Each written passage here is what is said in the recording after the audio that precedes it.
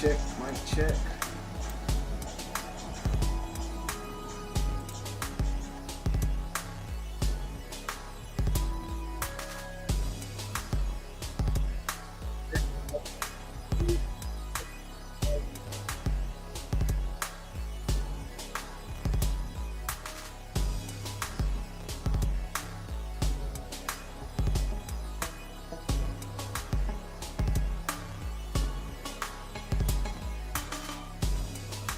Yeah, I think we're fine. A little bit of an echo, I can fix that.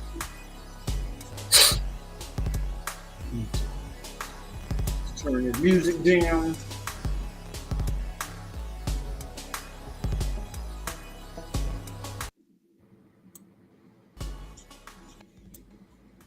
Let's get started. What is going on? What is going on for the State Family Seminole Nation? The 863 Tribe is your boy POLK, a.k.a. a.k.a. the goddamn truth. And I wanted to do this one a little early because I got some stuff I got to do later. So we're going to knock out this live stream a little earlier than anticipated. I was going to do it later, but so this isn't really Noles After Dark. It's more like Noles in the evening, but that's okay. For those of y'all that can't sit down and watch, because there's a lot of stuff on right now. I mean, I think you got. I know you got. If you're a wrestling guy, SummerSlam's on. You got probably Olympics. I think Terrence Crawford fights tonight. Not a fight that I'm necessarily interested in, but I know he fights. So got a lot of things on that people might be tuning into. So come back, check me on the rewatch if you can. But for those of y'all that are going to join it live, we are going to talk some ball, man. We're going to talk this summer camp. I think there's a scrimmage that's either happening as we speak. I believe the scrimmage is happening right now as we speak. There's a scrimmage currently happening.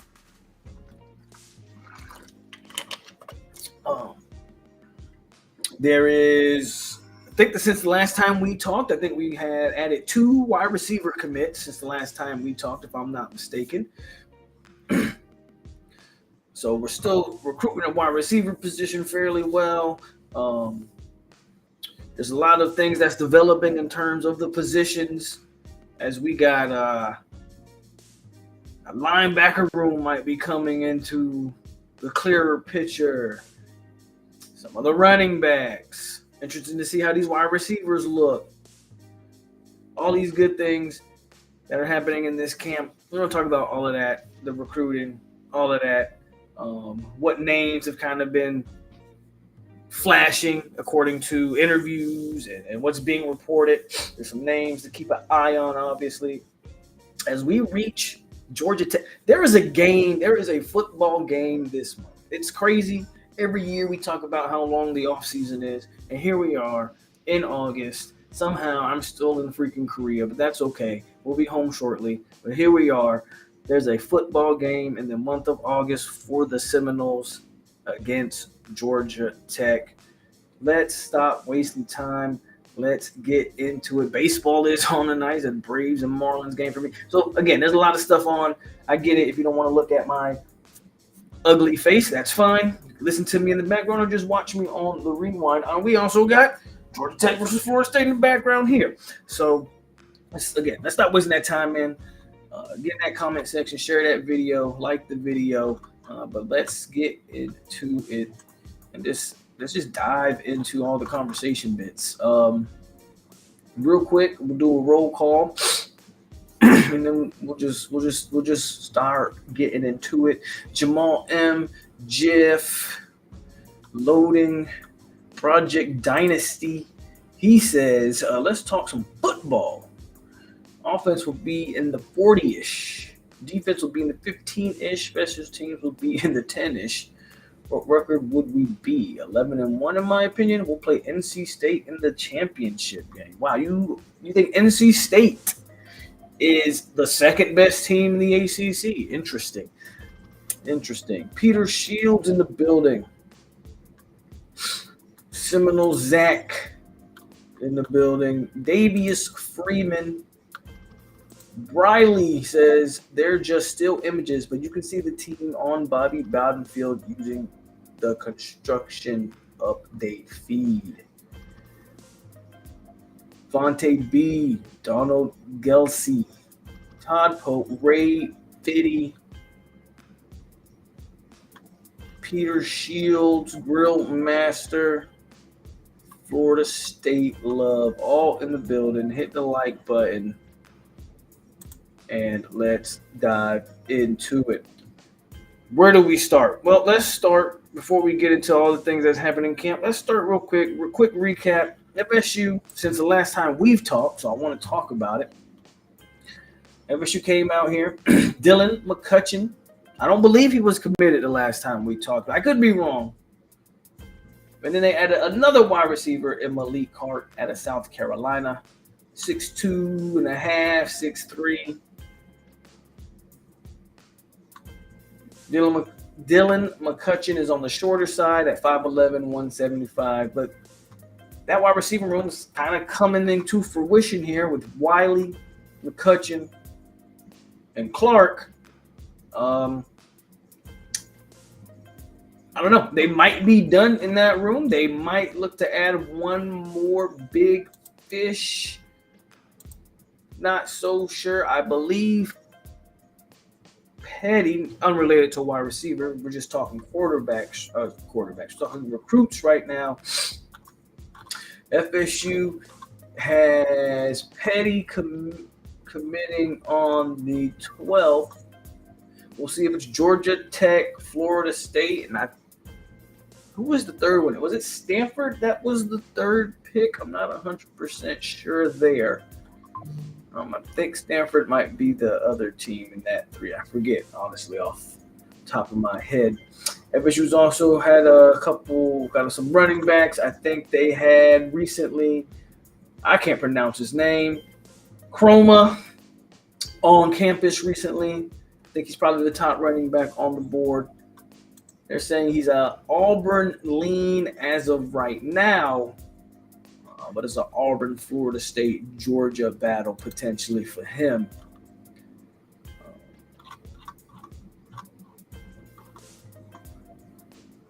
Again, and I don't know if there's another wide receiver. I know Florida State was looking at Lockett. Don't know if that ever came into like a real deal thing. They might be done as far as receivers go. At least at the top of their board. Maybe they take a flyer on a 3-star or something like that. But no need to rush that. And then, Josh Petty. He's a heavy Florida State lean right now. Tennessee was the other team, not Stanford. Sorry, as I'm looking up his profile. It was Tennessee. Ohio State sneaking around there, as they say. But Florida State, Georgia Tech, Tennessee, and Ohio State, I believe he commits again on the 12th. So that's kind of a quick recruiting update. Nothing too crazy going on. What's going on, D'Angelo? They're not done. They want more. Who's committed to UF? Full shirts on sale. Here, the guy that makes them, he was in the middle of a transition and moving. See, but I can get you a shirt. You need a shirt, Jamal. And so everybody's saying they're supposedly still working on more, which is, if I'm not mistaken, interesting. Because he was a guy that was Joshua Moore was the wide receiver from Broward County, if I'm not mistaken. That FSU was a heavy, I won't say heavy favorite for, but everybody was kind of penciling Florida State in for him at one point. Everybody thought Florida State was in the lead, and then it kind of just seemed like he went to Florida out of the blue. So if they're still interested in him, that's a big time receiver class with 3 receivers. Let's just assume, let's say they get more. That's 3 receivers over 6'2". And then, of course, you have this small, shifty guy to kind of balance out the group here. My guess is they're going to stick on Joshua Moore because that game between Miami is coming up very shortly. Florida is not predicted to have the best of seasons. It makes sense to keep that recruitment open. Some water in me. So that makes sense. Absolutely makes sense. Jeff, my man Jeff, I appreciate the love. I appreciate the dono. He says, I'm just glad we're in the month of August. It means we're closer to week 0 games. All right, I'm with you. We have a game this month. It is time to start talking football. So all that stuff that everybody does over the off season, it's football time. It's football time, man. Thank you, Jeff, again for your generosity and the support. Always appreciate it.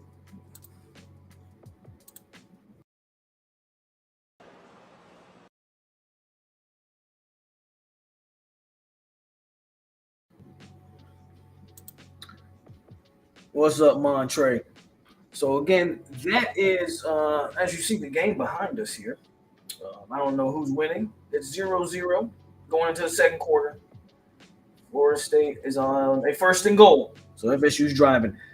Montrell Johnson, Florida's best back. I did see that. I saw Florida's running back got an injury, which is tough, especially after ETN goes to Georgia.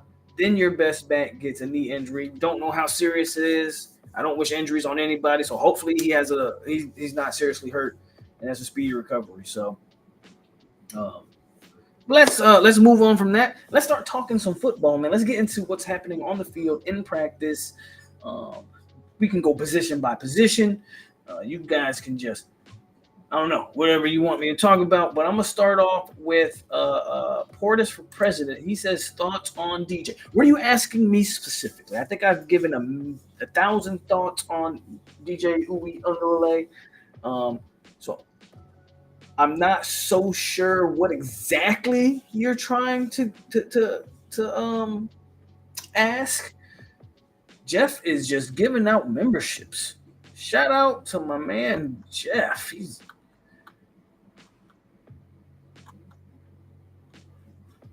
Man, salute to Jeff. He's just the man right now. He's just absolutely 100% on top of his game. My memberships are super cheap, by the way, so everybody should be a member. But again, thank you, Jeff.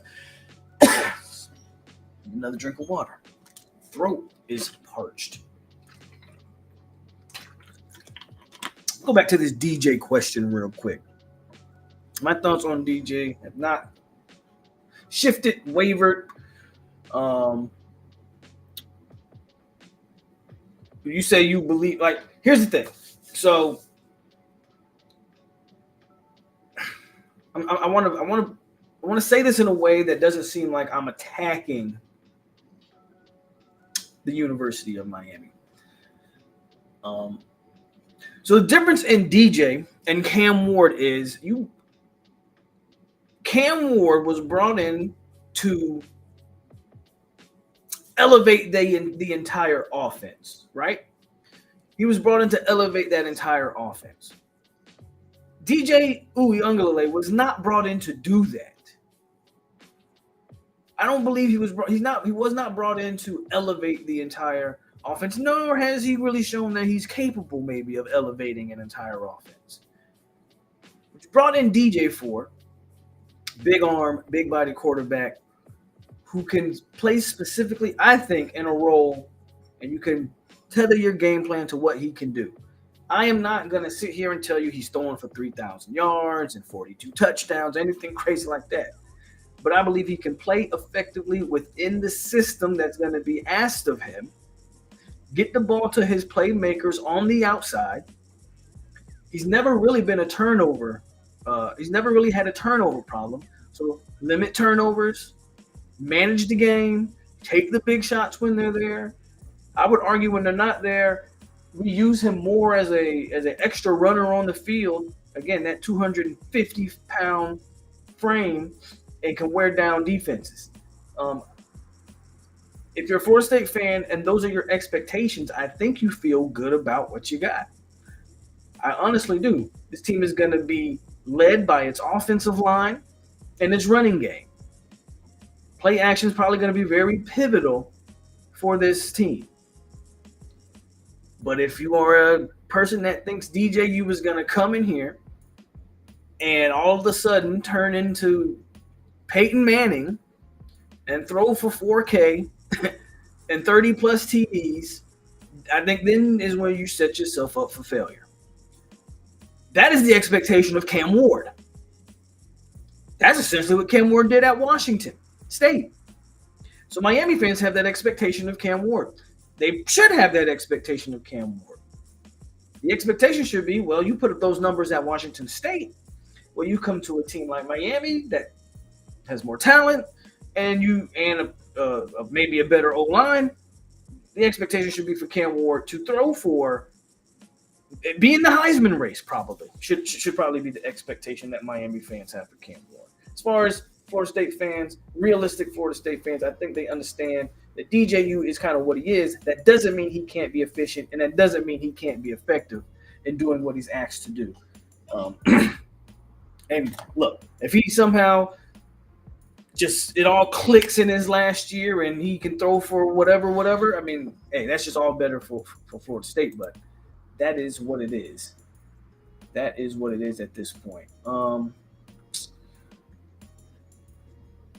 we'll stick with the quarterback since that's what we're talking about. So obviously DJU, hold on, I got a DJU, obviously the starter. Then you got Cromer, Hope, Brock, and Jackson all rounding out. Not a real not a real quarterback competition. However, I don't even think the backup is a competition at this point. Florida State's not going to play. It'll have to be a situation like last year where Brock Glenn ended up playing because Jordan Travis and Tate Rodemaker gets hurt. I think you would have to have that type of situation again for FSU to see Luke Cromer home. The game plan should obviously be to redshirt probably both him and Jackson. And DJU, I don't think he has he had any injuries. I don't know if DJU's even missed games in his career. I don't know how many injuries he's had, but he seems like a fairly big, durable quarterback. So I think the expectation, obviously, is what it is. So I gave you my thoughts on DJU, and there it is. DJU is basically a bigger DeAndre Francois. That's an interesting comparison. Francois had a big arm. Unfortunately, he just played behind a terrible O-line. Maybe seeing DJU behind a better O-line, and we'll see how that kind of works out for him. I mean, I don't necessarily dislike that comparison. That's interesting. I gotta look into that. They're saying Brock is under 2. Well, of course he is. Brock should be number 2. Brock Glenn should be number 2. The goal should be I don't know how good Luke has or hasn't been, but at the end of the day, Luke's a freshman. Brock Glenn should be your second string quarterback. Yes, the real quarterback competition starts next year, obviously, when DJ leaves. Then you got Brock Glenn versus Croman Hoke. I'm telling you right now, don't count out Jackson. I think you got a 3-way battle right there. And you'll be bringing in a freshman, but I don't expect a true freshman, to really play into the quarterback position competition next year. Let's move on to running backs. Obviously, I was very impressed. I don't know if you guys watched like the player interviews after practice. Give me a second. Let me take a drink.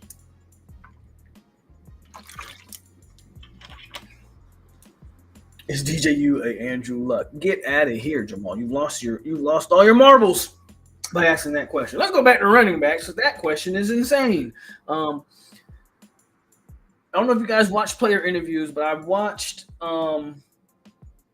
Roy Dell, and I'm very impressed by him. I'm one of the people that I believe leadership can be learned to a degree, right? But natural leadership just comes off, and you just exude that, and that's what I got out of Roy Dell. When I listen to him talk, when I see the way he interacts with the media, I'm pretty sure he's interacting um, with his teammates in a very similar manner.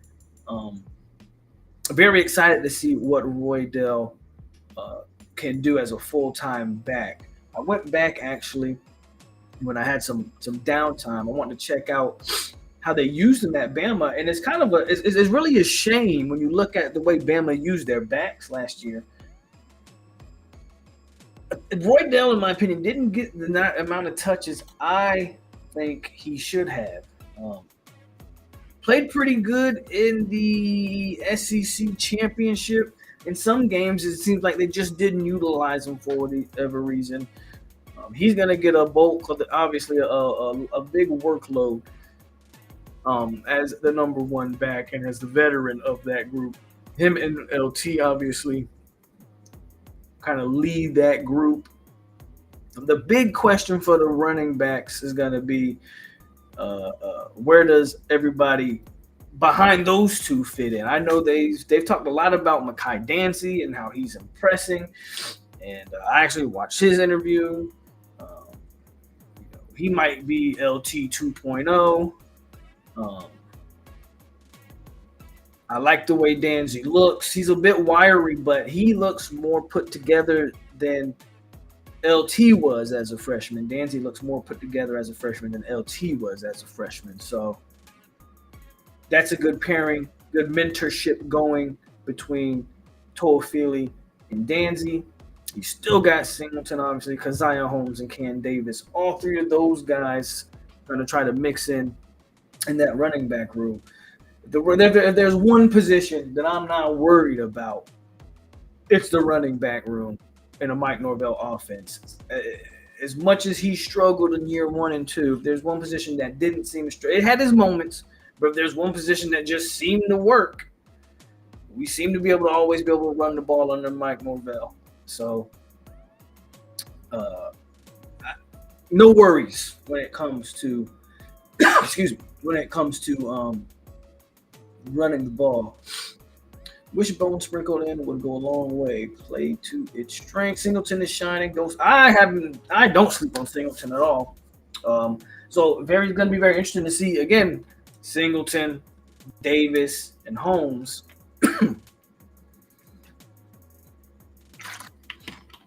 Singleton, Davis, and Holmes going to be very interesting to see how those how those all shake out. How those guys all shake out.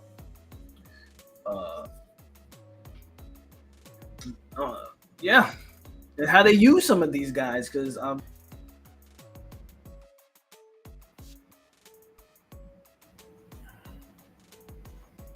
hold on.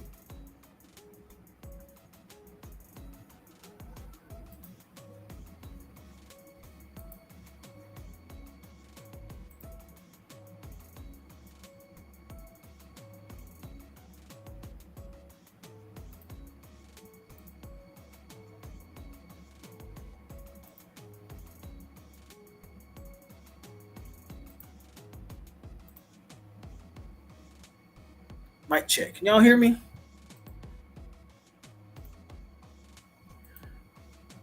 Am I good? Sounded like my mic disconnected for a reason. So I think we're good. I think we're good.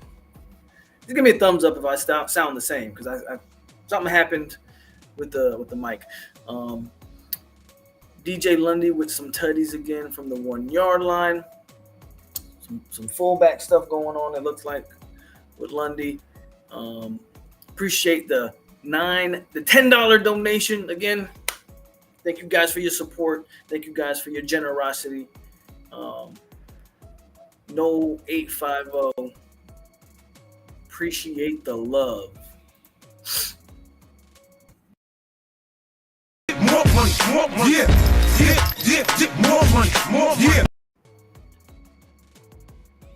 They said Holmes been going crazy in camp.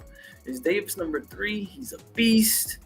I don't know. What number is the freshman wearing? Is he wearing number 3? Can anybody verify that? I actually don't know what number he's wearing. Do I got Bud tonight? Yeah, I got Bud tonight. Bud, who is Terrence Crawford fighting that I would go, this is a tough. Yeah, I got Terrence Crawford for sure. Wake me up if they ever make that Canelo fight.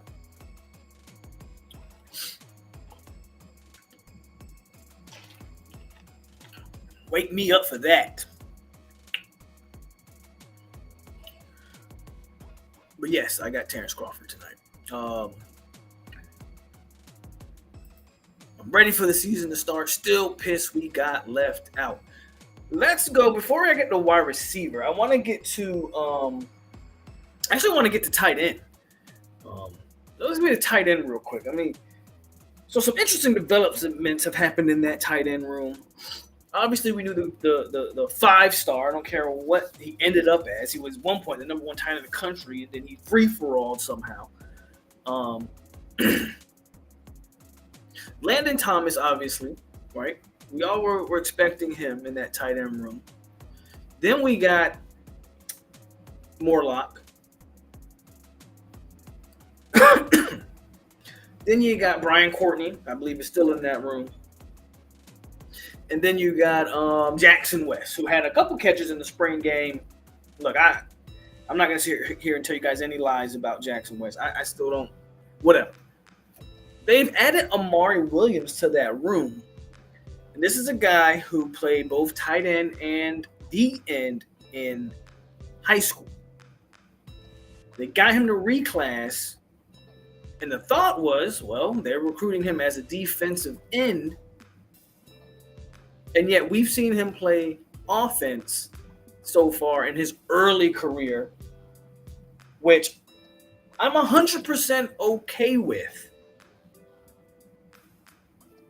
Where I pause is if we are... They can't do both. Look, I know people, everybody thinks everybody thinks they want to play both sides of the ball. It makes sense for them to have him at tight end right now. He should be in his senior year of high school. He would have to be on that Patrick Payton diet plan if we were legitimately going to get him at defensive end, which means an absolute red shirt. You're probably not playing much as a red shirt freshman, and then you start seeing him as a redshirt sophomore, junior, and so on. But as a tight end, he probably can play a lot, especially in just receiving type of role, maybe not so much as a blocker. I don't see him going back and forth, though. I don't see him going back and forth. I think this move to tight end will probably be permanent. I think it probably should be permanent. I don't know how... Defensive end, tight end, I don't know. You can do that in high school. I don't see how you could do it at the college level. So I like the move. Don't get me wrong. I absolutely like the move. I don't like the thought of, well, he's going to play both, right? Because I don't believe that to be the case. I don't believe he's going to play both.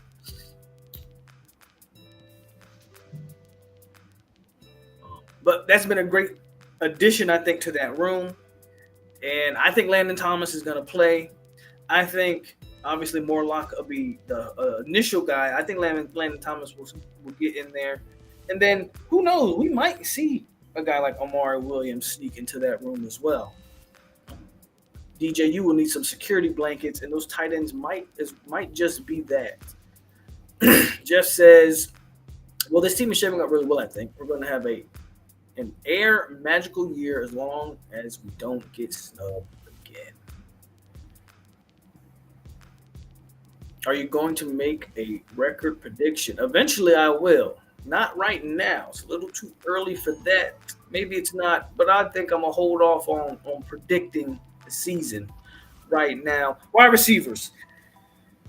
Again, we're just going position by position, and I'm just talking. So, any questions, anything, any topics you want to kind of bring up as far as what we got, feel free.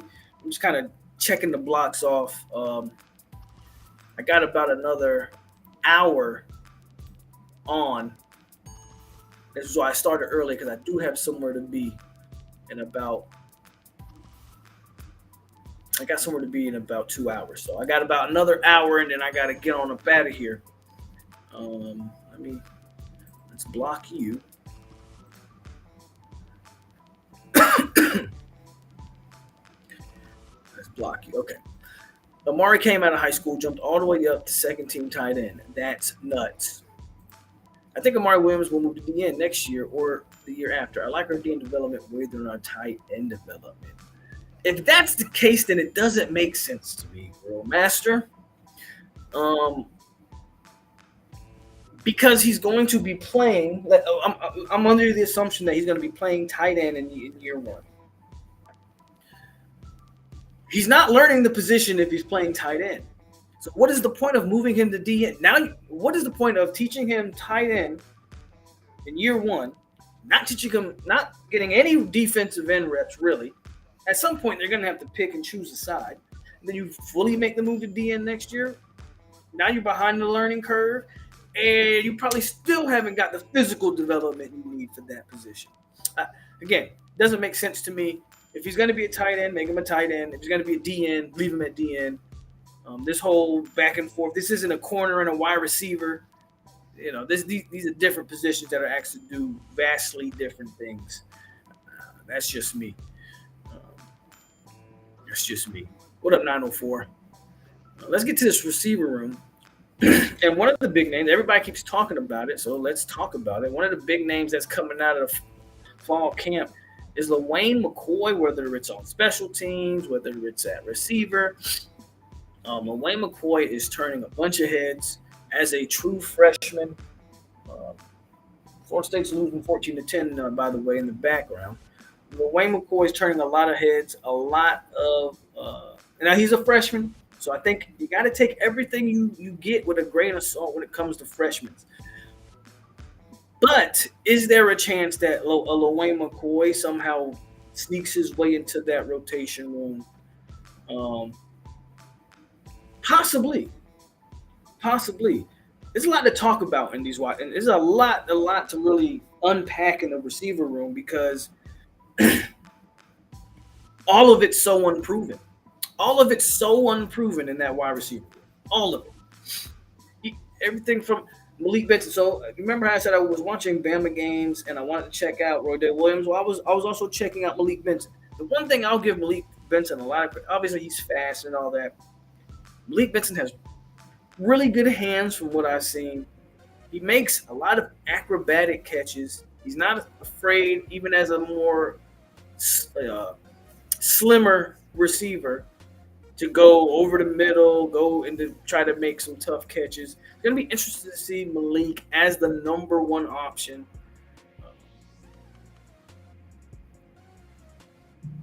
With me personally, I'm not very high on Jalen Milroe. I see a big-time athlete in Milroe. Obviously, the guy can run and he can do all of that. But I don't think it's a stretch in any way if I said that I think if DJU's not a better passer than Milroe, then maybe they're the same. I don't see. To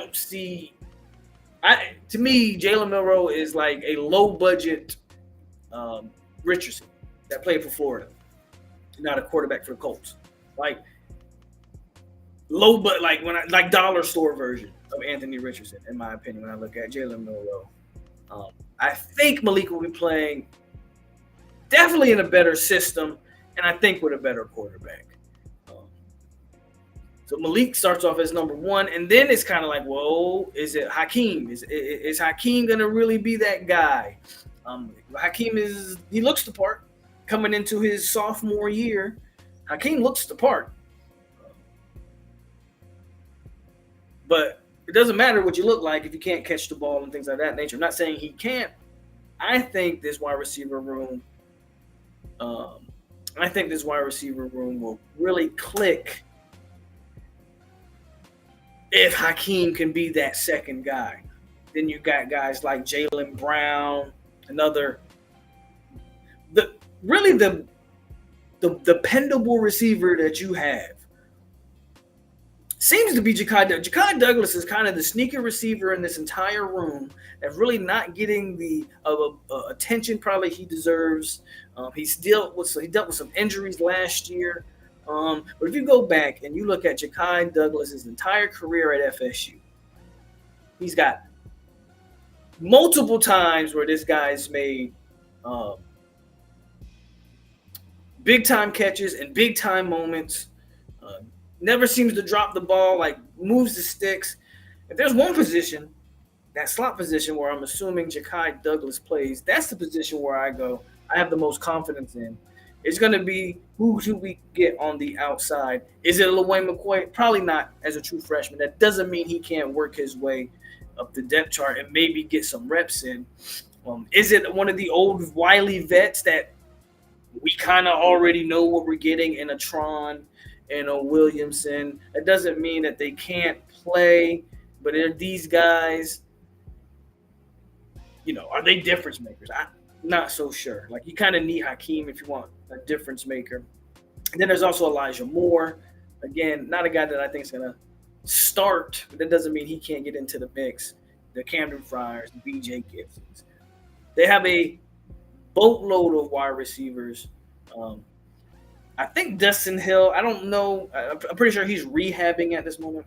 I don't see him in that boot that he was in where he was limping, noticeably limping, pretty bad in that spring game. He was limping. I don't think he's wearing that anymore. Obviously, he's probably still going through the rehab process. So I don't know what you're really getting out of Dustin Hill this year, if he even plays this year. I would not rush him back. Ja'Kai Douglas, man, probably the one guy, right, in that slot. And then you got to hope that Malik gets a chance to show off. Is he a number one receiver? Does Hakeem take the next step? It's a shame that a guy like Vendravius Jacobs decided to leave because the wide receiver room was wide open. I don't understand why Jacobs, in my opinion, decided to transfer out in an open receiver room. Kind of makes no sense to me, but we'll see. We'll see. That receiving room is probably the biggest question mark. Not probably. It is by far the biggest question mark, not only on the offense, but probably on the entire team. And it's not for lack of talent. It's just for lack of production, right? We're at that time of year where everybody's talking about the two Ps. And one of the P's is simply the absence of the other. So there's production and potential. Potential is nothing but the lack of production. Hakeem Williams, Jalen Brown, Wayne McCoy, Elijah Moore. All of these guys have a lot of potential, right? None of them have production. That absent of a Malik Benson and shit.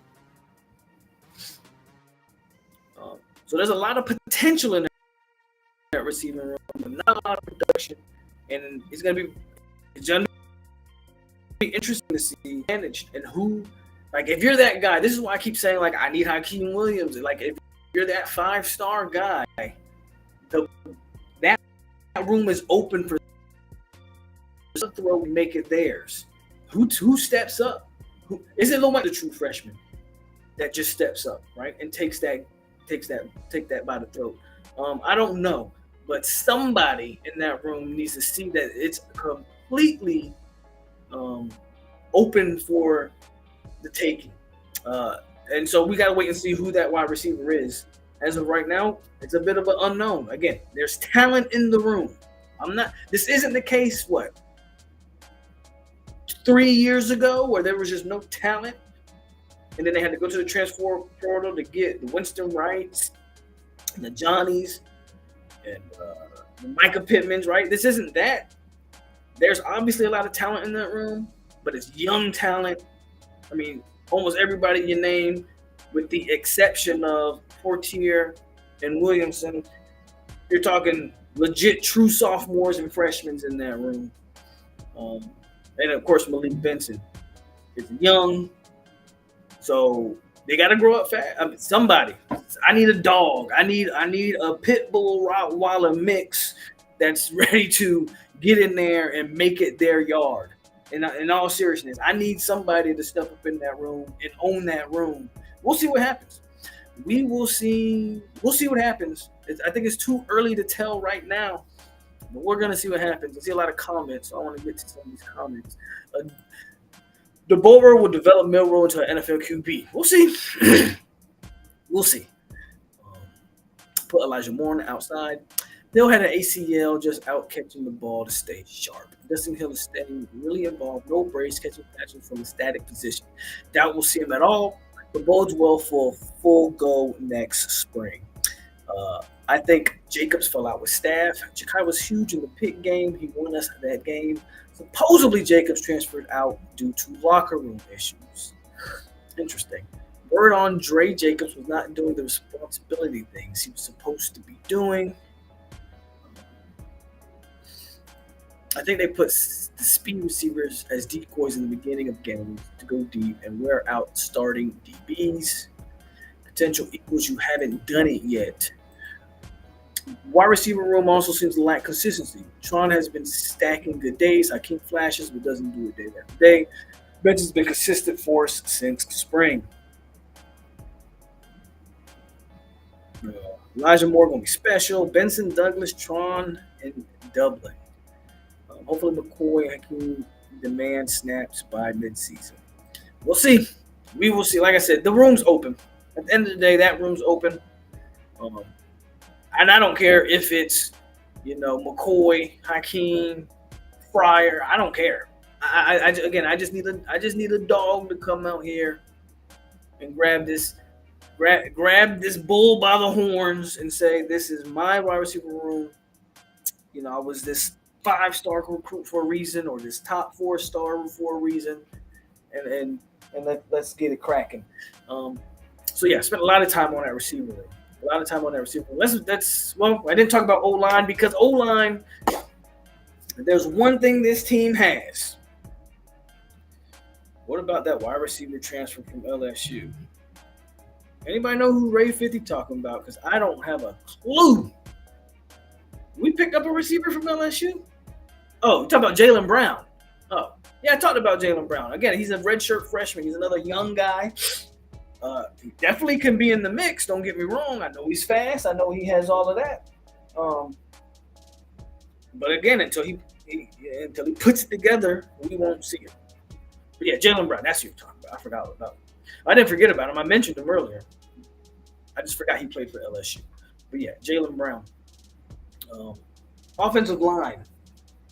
Again, going back to that, if there's one position that I have there's two positions on this team that I have the most confidence in. O-line is one of them. They're bringing back a bunch of production. You're bringing back a bunch of experience, a bunch of snaps. You're a first-team All-ACC tackle in Darius Washington. A center who, shout out to Alex Atkins, man, and what he's done with Molicious, with Maurice Smith, because he challenged that guy. He challenged that young man every offseason by bringing in somebody to take his job. Every single year he was here, he told Maurice Smith, basically, you're not good enough, and I'm going to bring in someone to take your job. And every year, what did Maurice do? He answered the call. He did exactly what I want one of these receivers to do. He owned the room, said, no, this is my job. And every year, Maurice Smith he got better and better and better. And here we are, Maurice Smith, probably one of the better centers, probably in college football, but definitely in the ACC. you gotta give a lot of credit to Atkins, but you gotta give all the credit to Maurice Smith because we see it in the day's transfer portal era. These guys are quick to run, you know, or the perception is they're quick to run from competition. Um, no one would have been mad at Maurice Smith if he, said, you know what, man, they don't want me here. I'm gonna go somewhere where they want me. I'm gonna go somewhere where I don't. They're gonna give me the job. But he doesn't. He never did that. He answered the call every single time they brought someone in to take his job. Robert Scott allegedly has had a pretty good summer. I'm not putting a lot of stock into Robert Scott, not because I don't like him, not because I don't think he's talented, but look, the guy spent more time, after a great freshman year, he's dealt with nothing but injuries since. That's kind of what happens. When he was unfortunately a guy that they had to rush out there and play, and he's kind of been injured since. I would love to see a good, feel good story. Like in a perfect world, Robert Scott is at right tackle, Darius Washington's at left tackle, and we're good to go. That's probably not going to be the case with the amount of injuries that he's had. I wouldn't even know if I would trust Robert Scott. Is he still mobile enough to play the tackle position?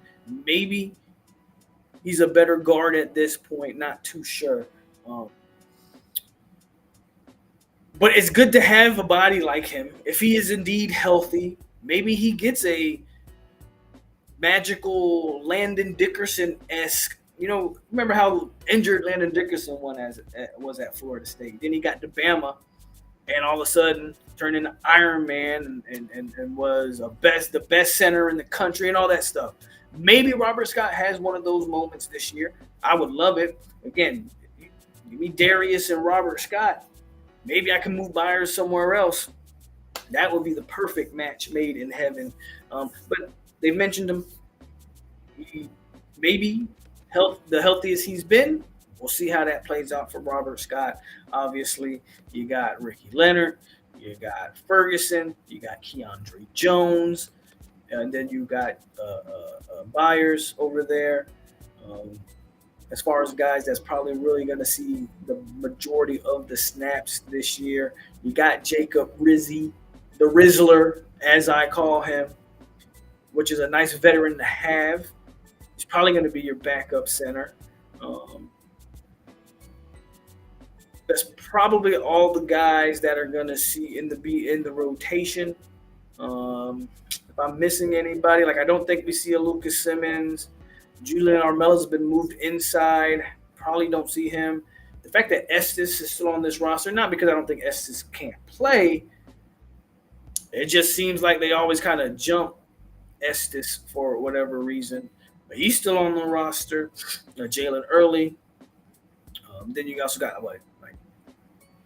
Jaden Todd, Hilton, Jonathan Daniels as a freshman, Manasseh. They've got a deep O-line room, so none of those young guys are going to have to play, which is awesome. You can redshirt those guys. Make sure those guys physically are ready for that demanding position when it's time to play. Armella, I would love to see him play too, but who's he going to play over is the problem, Ray 50. They moved him inside to guard. He's not going to play over Keandre Jones, Ferguson, Leonard. So I don't.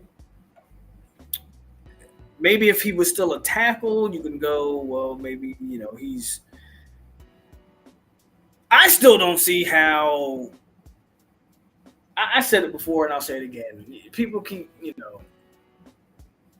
we'll see. I don't think Armella could be worse than Byers, but I've said that before. But I guess, obviously, I'm not there every day watching. Excuse me. So I don't know what's really going over there. But it's not going to happen. But it would be interesting to see. But Armella's moved inside. So he's not going to be playing over Jeremiah Byers. So it is what it is. But again, I have all the confidence.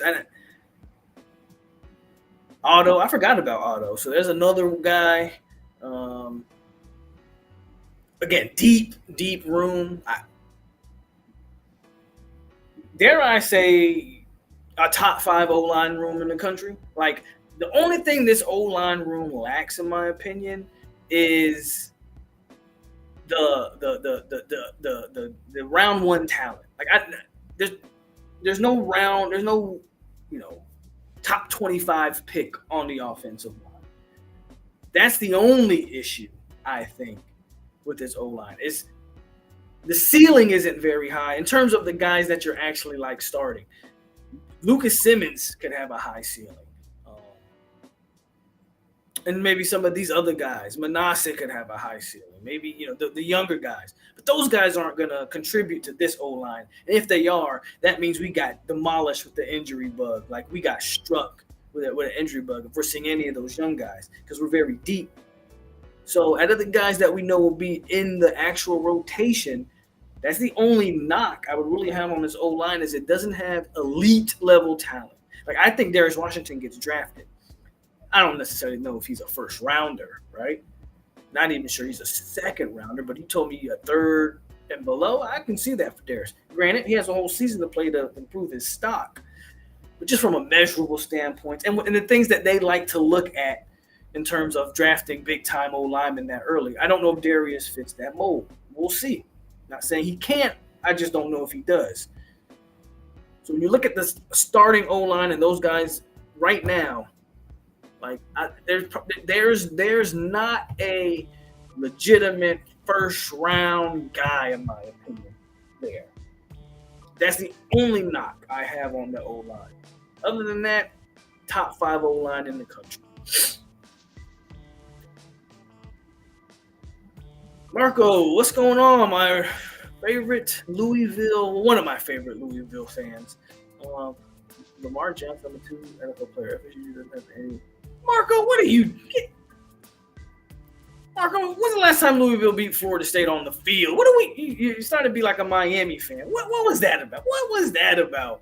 Good job. Shout out to Lamar Jackson. I'm a Lamar Jackson fan, by the way. But what are we talking about? What are we talking about here? Byers or Scott? Can Scott stay healthy? And do both transfer guards start, or does Keandre hold down one spot? All of those guards are transfers. Keandre was at Auburn. I hear what I know what you mean by both transfer guard, the Ferguson and Leonard. But remember, Keandre was I've been saying it from the jump. The numbers back me up that Keandre, outside of Darius Washington, and I think Meach. I actually think Keandre graded higher than Demetri Emanuel. But outside of Darius, I like PFF, right? So take that for what it's worth. However you view your PFF grades. Keandre Jones was the second highest rated offensive lineman in FSU's on FSU's O-line last year. But I know they like to move their guards and have them be able to pull and stuff, which is kind of has been said has been Keandre's weakness. So is it Ferguson, right? Is it Leonard? Byers or Scott? I think it's going to be Byers just because I don't believe Scott is going to be able to stay healthy. If he is, though, that's huge. But yeah, outside of that is what it is. Simmons and Armella are round one talents whenever they get a chance to start. Simmons, sure. I at least Armella, I think at some point, and I don't want to write the book on Armella yet, but a guy who's went from tackle to guard, you got to think, man. Julian Armella now has been in here, what? Is this year 4? Like, if he was a round one talent, in all honesty, and this is a guy, again, a Julian Armella fan, hope he succeeds, hope he can get to the NFL. But if he was a round one talent, we would have seen Julian Armella by now. Okay? So, unfortunately, no, I don't believe he's a round one talent. I believe we would have seen him by now if he was. That doesn't mean he can't be a good player, but a round one talent, no, I don't. I don't believe so. Lucas Simmons, he's going to have all the elite measurables to be a round um, one talent, right? He's 6'8", 300 pounds. Um, but yeah, I don't see it with Armella. Let me phrase it. I don't want to say I don't see it. Like, I see a good player. I just don't see a round one guy, and that's okay. Not everybody goes first round. Simmons, yes. Armella, I have doubts that he will find the requisite consistency. Armella is in his third year. I believe Armella is starting his fourth year. This would be his fourth year, which essentially, again, would make him a senior. This would be his. I think he's. I know he redshirted. So it should be a red. He should be a red shirt junior this year. Like again, redshirt junior should be the time when let me look. Let me verify that. I want to be sure. I want to be sure. I don't want to. But I'm almost positive he's a redshirt junior because he committed after COVID, so he shouldn't have a COVID year. I believe he committed in 21.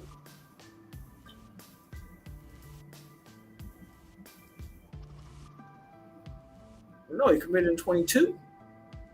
Okay, so he's a redshirt sophomore, according to his bio. In 2022, appeared in 4 games. 2023. Okay, so Armella was a true freshman 2 years ago. Okay, so I stand corrected.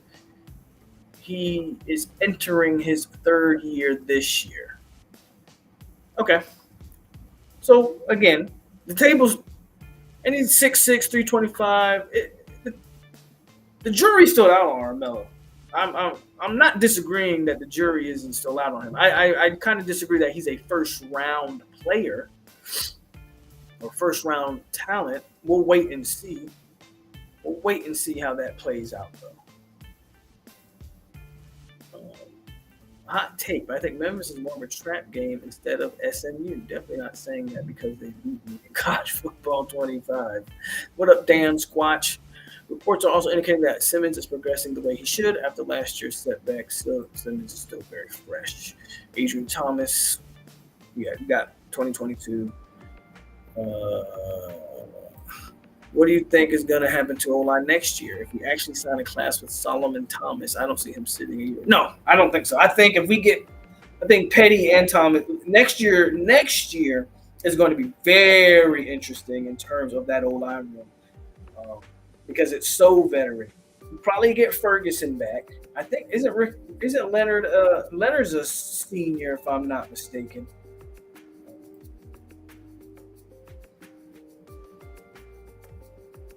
Right here, I'm gonna go. I'm just looking up offensive lineman real quick. Ricky Leonard is a senior, right? So he's gonna be gone. Keandre Jones is gonna be gone.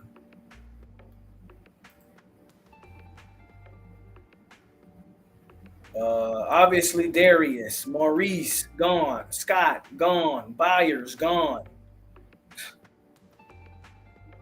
That O-line next year is going to be interesting.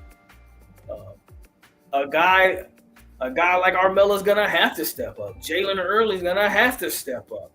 Obviously, the transfer portal exists, but some of your tackles are going to have to come along. Yeah, I don't know. That O-line next year, as much as we're going to hype it up this year, that O-line for next year is going to be a very interesting situation brewing down there in Tallahassee for next year. The O-line next year might look like the wide receiver room this year, where you got talent, but there's going to be some young guys, and FSU is going to definitely go to the portal. But it's going to be interesting to see what they do with that O-line, for sure. Yeah, this year, again, loaded O-line in terms of just consistency and experience, and all of that, right? Loaded. Next year, those numbers are gonna fall off a cliff. Unless an elite offensive lineman hits the portal and we're able to snatch that up. But man, we spent all the time on offense. So I want to dig into the defense because I got about 30 minutes. So we got to get defense done in about 30 minutes, and then I got to get out of here. You think next year is going to be Simmons, Thomas, Ferguson, and Otto? We'll see. We'll see. I don't think Solomon Thomas probably sits much. And there's a chance that Petty there's a chance that Petty probably doesn't sit much. I heard nothing about Armella transferring, so I don't think that's going to happen. Florida State legacy doesn't mean he can't transfer as a legacy player, but I don't think Julian's transferring, and Julian hasn't given any vibes of transferring, so not going to happen. Let's go to defense, man. The biggest concern I have on defense, we'll just start on the inside and work our way out, is not that the D tackles aren't talented. I just stand by what I've always said. We're not deep at the position. God forbid we get an injury to Farmer or Jackson. Though I do think Durage is going to play a lot more inside than maybe even he anticipates. I know you got Grady Kelly. Again, I think that's going to be – I think if I'm going to give you a comparison, I guess, for Kelly, I think he can give you Malcolm Ray type production, right? So not going to be elite level stuff, but a guy who can come in, play sound, understand scheme, not be out of position. But again, I don't think he's going to be – he's not Braden Fisk. It's crazy to ask him to be Braden Fisk, right? Some of us knew what we were getting in Braden Fisk. Others wanted to see it, and I get it. I don't see Braden Fisk and Kelly. That doesn't mean he can't be an effective player like a Malcolm Ray. Malcolm Ray, solid rotational player. I think that's what you get in him. Obviously, you got the two guys up top. No problems there. It's just everything after that in the deep tackle room that works. Daniel Lyons has to grow up. Sampson has to grow up. At least if they are growing up and ready to play, then at least you have somewhat of some depth there in the interior. It just worries me if an injury happens in that room that has a high injury rate. I hope we don't see either freshman out there, to be frank with you, right? I don't want to see either freshman out there. I know they both are in camp. But I don't know if you guys have looked at, but both of them have some bad weight. They need to get in that weight room, get in that nutrition, all of that stuff, because both of them have some bad weight that they need to fix. So it's all dependent on how far along Daniel Lyons and Sampson come. If those two guys take the step needed, then I ease up on the depth in the interior of the D-line. If not, again, I think Farmer and Jackson are going to play.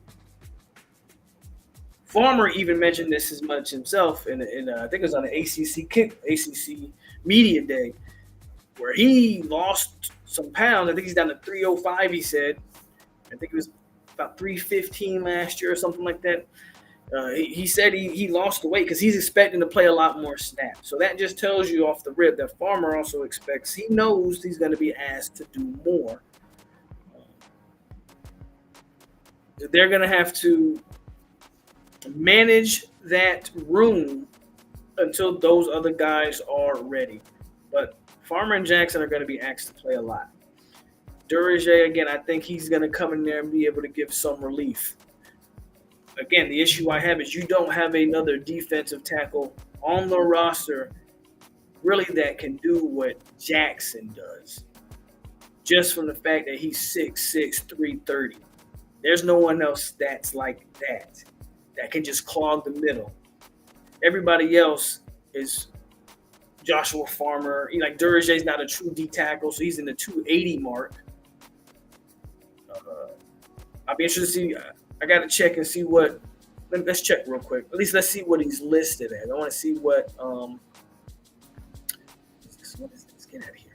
Let's see what. Let's see what Lyons is listed at. Daniel Lyons is listed at 294. So again, I want to see what Sampson is listed at. Again, these are the guys that you're asking. 306. So again, everybody's listed in that farmer size. There's no other guy that's going to be asked to really clog the middle like Jackson. So it's going to be interesting, man, to see how that defensive tackle room shapes up. That's really my biggest concern as far as the defense goes. So I have zero concern, and probably the deepest room, maybe outside of corner. We talk about DBs and O-line, but I'm very bullish on our defensive ends, man.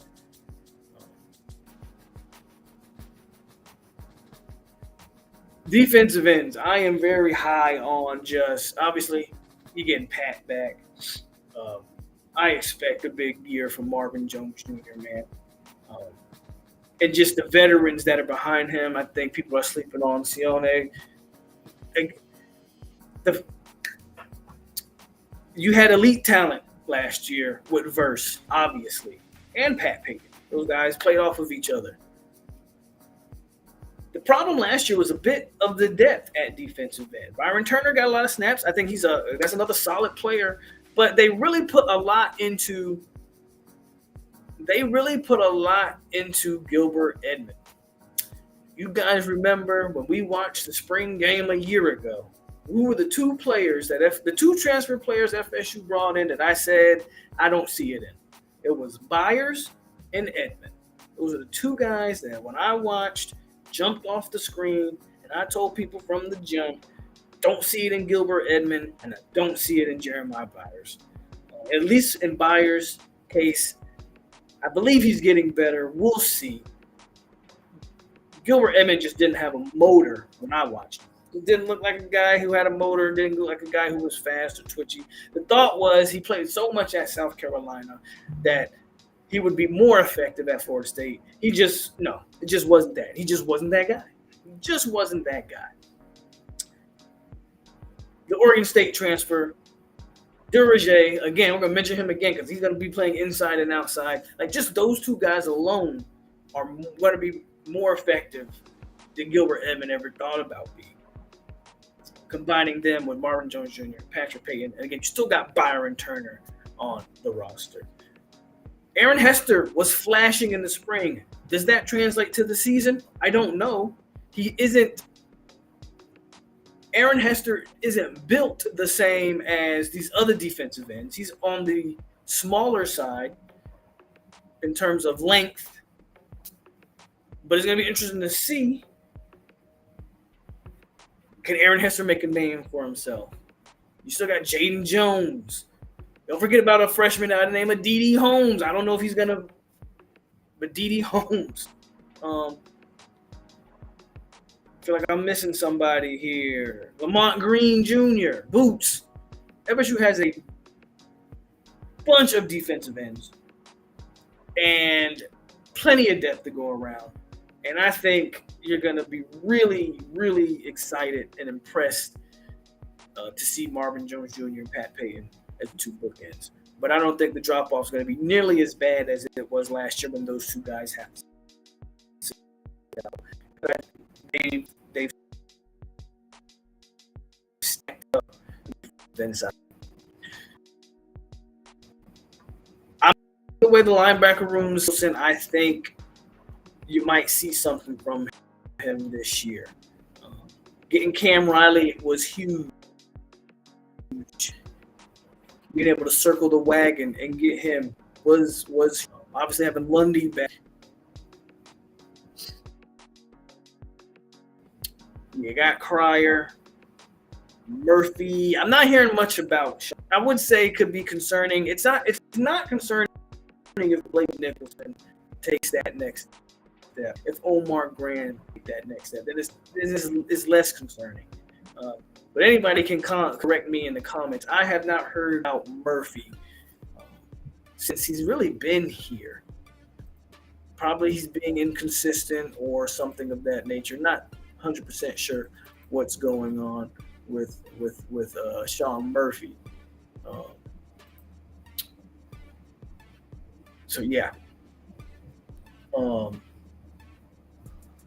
yeah, we lost, we lost the Georgia Tech in the back there. Um, but I'm a little bit more. I don't know if I don't know if bullish is the right word, but I'm not as worried about linebackers, especially getting Cam Riley, as I don't know if as if I should be or maybe as I was. I don't know. I have a strange feeling about the linebacker room, and I think it's going to be a much improved room. A lot of that just has to do with that. I think some of these young guys are going to come along. Um, and again, I think getting Riley was a big deal, a way bigger deal than we maybe realize. I'm not going to go on a limb and say he'll be the best transfer guy we got. I think that'll be Marvin Jones. Um,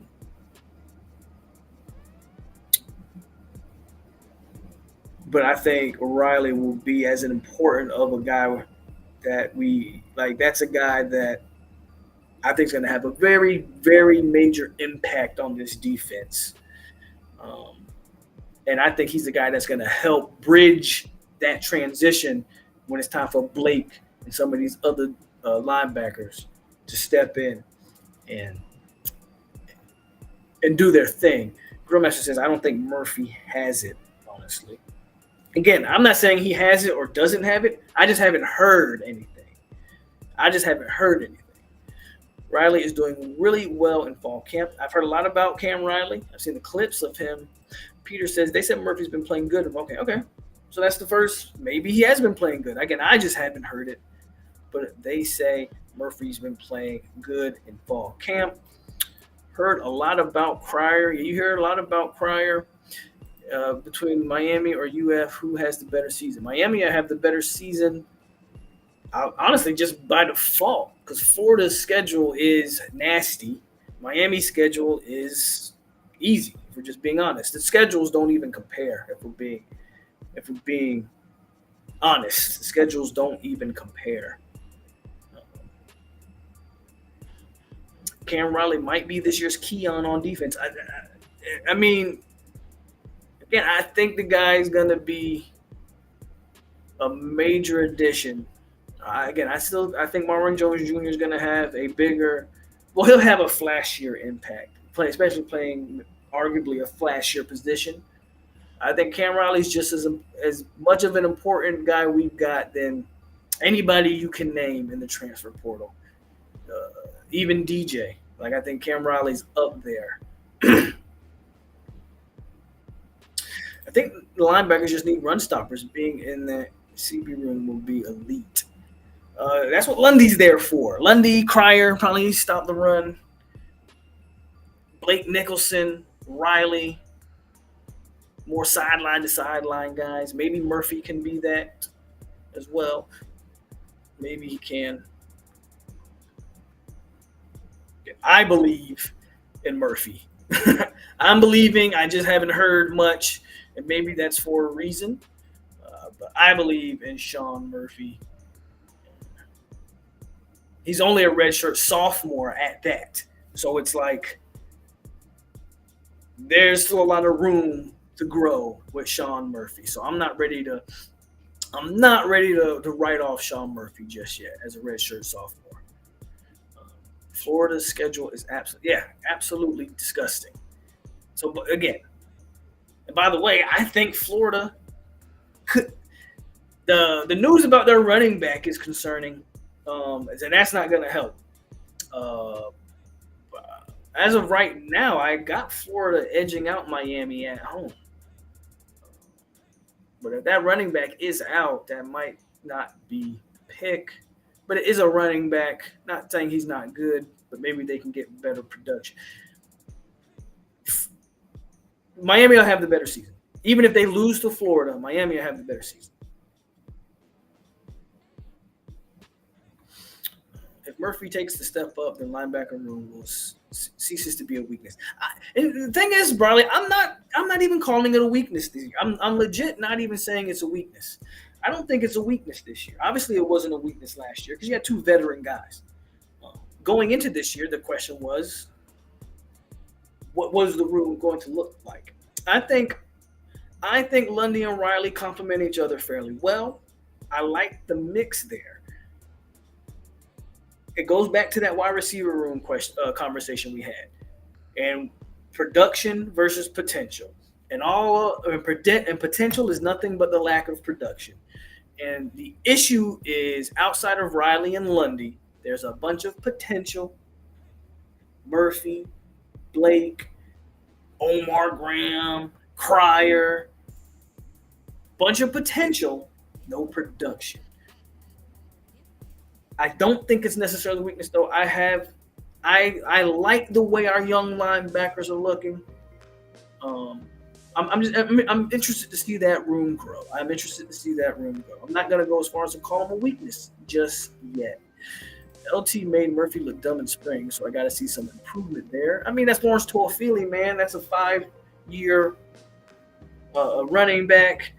Lawrence Toafili should be making a lot of guys look dumb. I'm not gonna put that on. I mean, that's what you want, right? You win some, you lose some. These reps happen. If Murphy was dominating Toafili, we'd be concerned about Toafili, right? For a guy that's been in college for 4 or 5 years, right? Murphy's only been in college 2 to 3 years. So LT should be winning that rep. Florida's ceiling is 6-6, and that's only if they beat Miami, Ben. Legitimately, that's only if they beat Miami. If they don't beat Miami, they're going to have another losing season for sure. Who do you believe will for sure red shirt? I can't go down the whole red shirt list because we're running short on time here. So I want to hit this secondary. Because I got about 15 minutes. But that's another conversation for another day, Terrell. Secondary. Out. Again, there was 2 positions. O-line and secondary. That's the other position group on this team that I don't have any concerns for. It's loaded with talent, not only at the top, but at the bottom. Name a player, name a guy. It's a great, we talk about those 2 P words. Well, the secondary, probably even more so than the offensive line, if we're being honest, has the perfect blend of production and potential. Shaheem Brown, that's all production. Ventrell Swipers, production. AZ. And then you go into all the Charles Lesters and the Jamar Howards, Earl Little Jr., that's all the potential in the world. Quindarius Jones. You bring back on Marion Cooper. That's another guy with production. Not so much potential with him, but he's played a lot. Brown has played a lot. Noles has played a lot. Perfect blend in that secondary of guys that have played a lot of football and the guys that have Edwin Joseph, unlimited potential in that room. A guy that kind of Kirkland is getting lost in the mix. Jabril Rawls gets lost in the mix here, man. You name it, there's a boatload of players in this secondary that you can just name off. And the secondary is so deep at this point.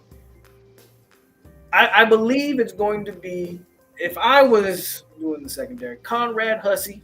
That's my first time mentioning Hussey. What about Ashton Barker? There's a ton of pieces in that secondary.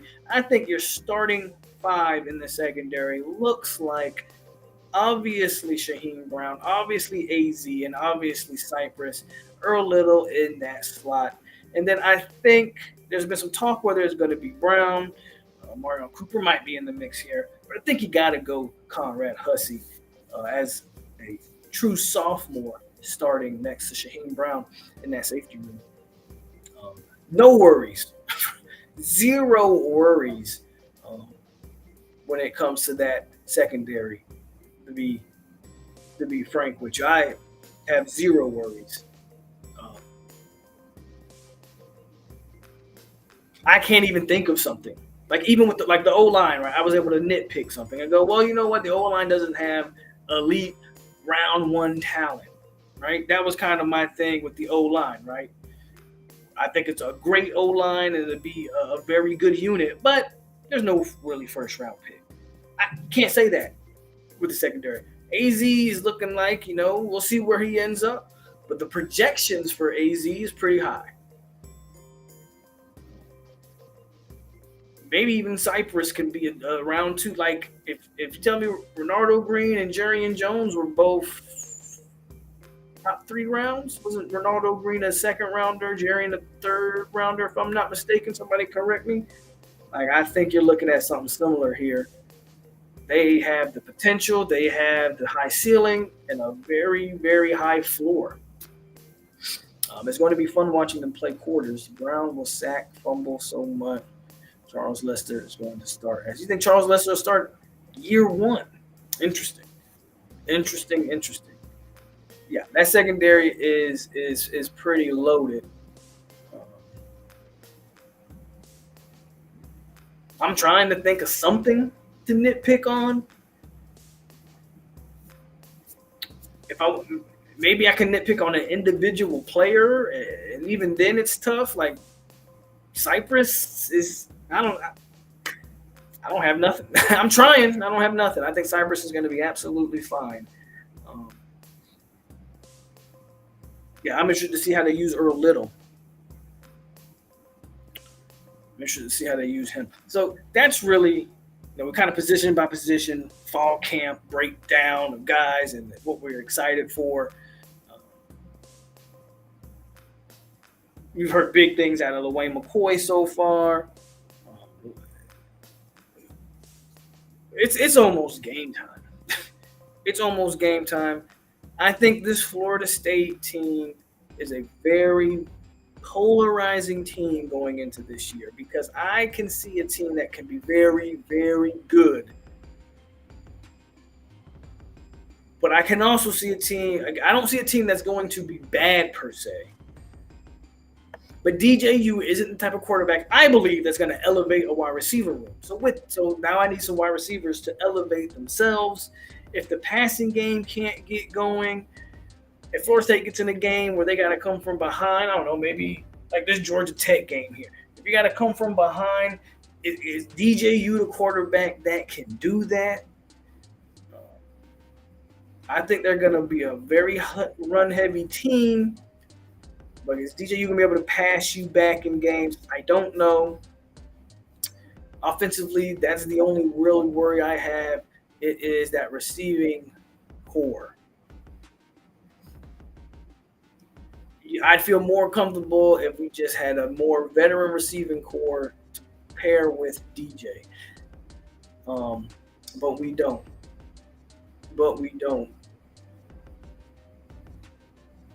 I don't want to give a prediction just yet. I want to see how fall camp plays out a little bit more here. But again, it's a team that I'm very bullish. I'm very high on this team. I just don't know where I want to go with them. This team will be defensively led, though. I wholeheartedly believe that. I didn't even mention Ricky Knight. Holy crap, Project Dynasty. Absolutely. I've heard about Ricky Knight, too, in camp. And I forgot to mention him. Like I said, the secondary, man, is the secondary is loaded. You still have Morlock in the running backs in the passing game. Running backs are going to eat this year in the passing game. They're definitely going to be a very run-heavy team with the Jalen Lucases, who will definitely be used in the pass. I don't even think I mentioned Lucas in the running back when we talk running backs, but they obviously they have weapons at running back for sure. Running back's a strong room. Ben Foster's prediction is 11-1. That'd be a hell of an accomplishment coming off of last year. Again, I'm not going to predict just yet. And we went over the schedule before. It's not that easiest of schedules because you have a Memphis team that's been a pretty good group of five school for a while now.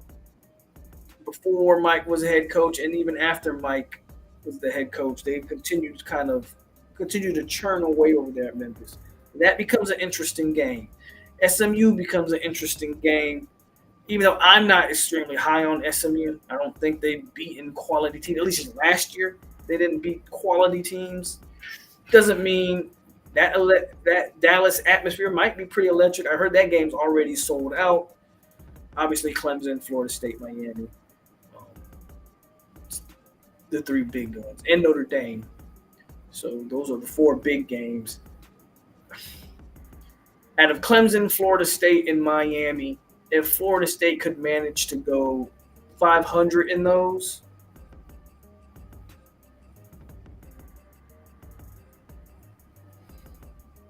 like I can see a 10-2, 9-3 record. I don't. I'm again. That's not my official pick. Again, I'm gonna wait a little bit.